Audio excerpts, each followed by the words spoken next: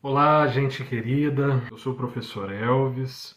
Eu gostaria de dirigir a palavra a vocês, conversando um pouquinho sobre a campanha da fraternidade, que é um dos grandes movimentos, uma das grandes campanhas que a Igreja Católica Apostólica Romana aqui no Brasil toma à frente, ela tem então cuidado, né?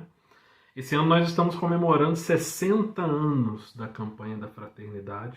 Em dezembro de 1963, nós tivemos dois acontecimentos importantes, em nível nacional e em nível mundial.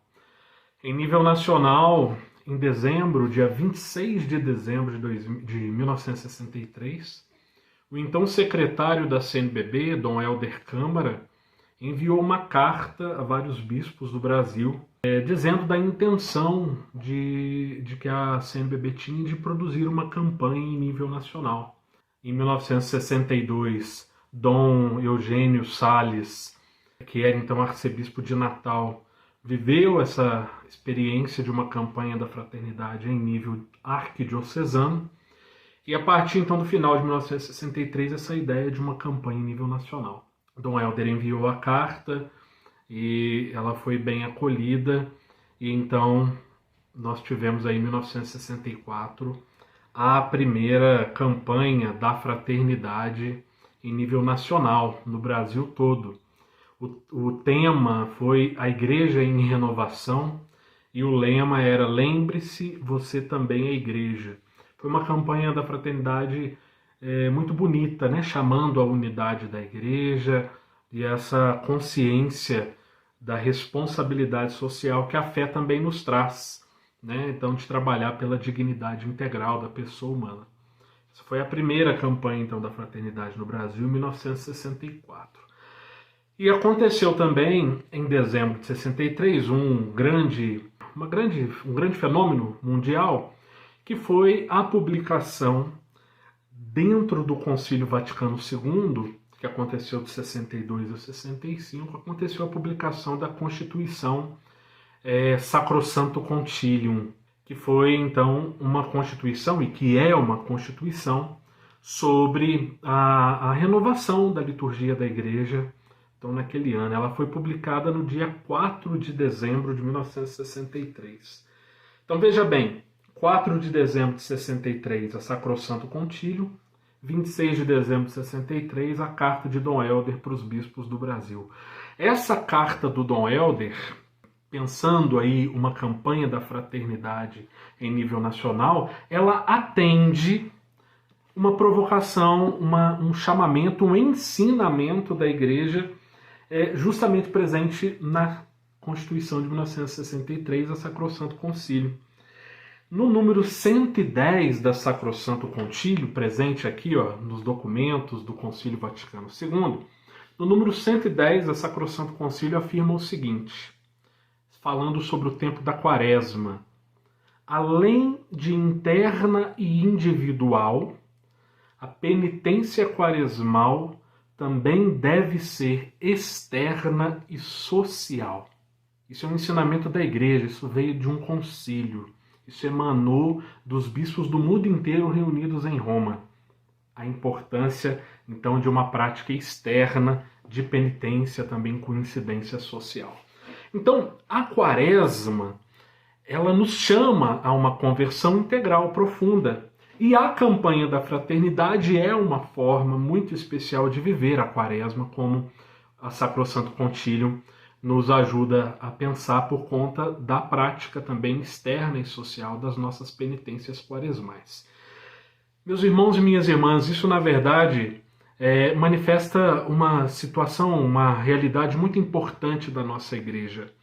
O Evangelho, o nosso segmento de Jesus Cristo, a palavra de Deus, ela tem profunda incidência social, ela tem profunda dimensão social, força social.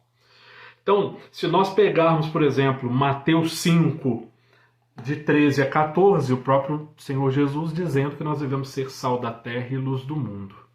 Na Evangelii Gaudium, essa exortação do Papa Francisco, no número 182, ele nos ensina muito claramente: já não se pode afirmar que a religião deve limitar-se ao âmbito privado e serve apenas para preparar almas para o céu. Jesus não veio salvar apenas nossa alma, ele veio nos trazer uma salvação integral.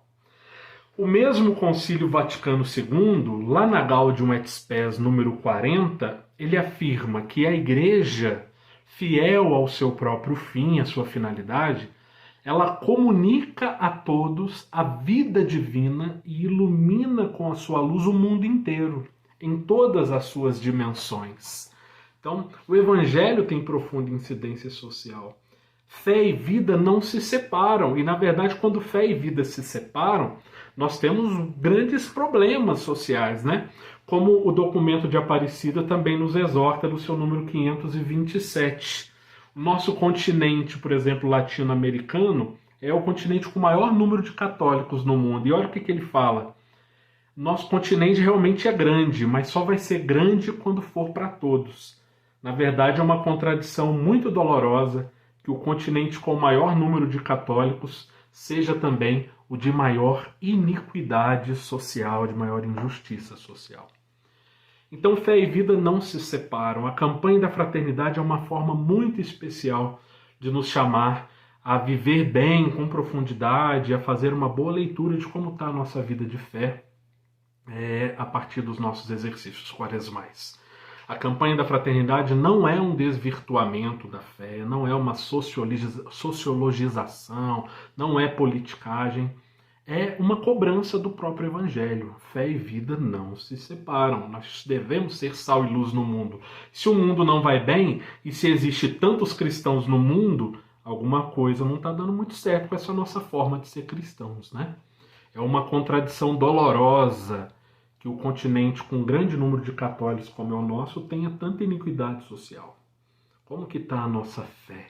Então, a campanha da fraternidade ela está muito bem inserida na tradição da doutrina social da Igreja, do ensinamento social católico. A nossa fé tem, como eu disse, incidência, influência, importância, força também social. Não salva só a nossa alma particular, mas quer também ser sal na massa, luz no mundo, fermentar a sociedade com o Evangelho. E a campanha da fraternidade desse ano, de 2024, ela se inspira na carta encíclica Fratelli Tutti do Papa Francisco e nos chama justamente a pensar sobre esse aspecto da amizade social. Os documentos, a campanha da fraternidade, por exemplo, o texto base da campanha da fraternidade, geralmente ele segue um método que é o método ver, iluminar e agir. Num primeiro capítulo ele nos ajuda a ver como está a nossa realidade, no segundo capítulo ilumina essa realidade com a palavra de Deus, a tradição e o magistério, e no terceiro capítulo sugere ações, sugere práticas concretas, então à luz da palavra de Deus. Esse ano, a campanha da fraternidade nos chama a atenção para uma doença social que nós estamos vivendo, que é a alterofobia, uma certa aversão aos outros, ao diferente, uma dificuldade muito grande de vivermos a fraternidade, vivermos como irmãos e irmãs. O texto, então, da campanha da fraternidade nos leva diretamente à palavra de Deus, a Sagrada Escritura, Mateus 23, capítulo 23, versículo 8. Vós sois todos irmãos e irmãs. Só um é o nosso Mestre Jesus, um é o nosso Pai, Pai de todos, Pai nosso. Então somos todos irmãos e irmãs. Gente, então a oportunidade singular que a campanha da fraternidade nos oferece de viver a espiritualidade profunda desse tempo quaresmal. Oportunidade ímpar, então, de conversão profunda, de confrontar a nossa vida concreta com o Evangelho, o que tem acontecido, a nossa realidade social. Um profundo momento, uma oportunidade profunda de exame de consciência pessoal, mas também de análise de conjuntura social, de vivência da nossa fraternidade, da nossa vida em comunidade. Faz-nos ver a campanha da fraternidade até que ponto chega o problema, até que ponto chega o pecado no mundo, com tanta injustiça, com tantas dores, com tantos problemas.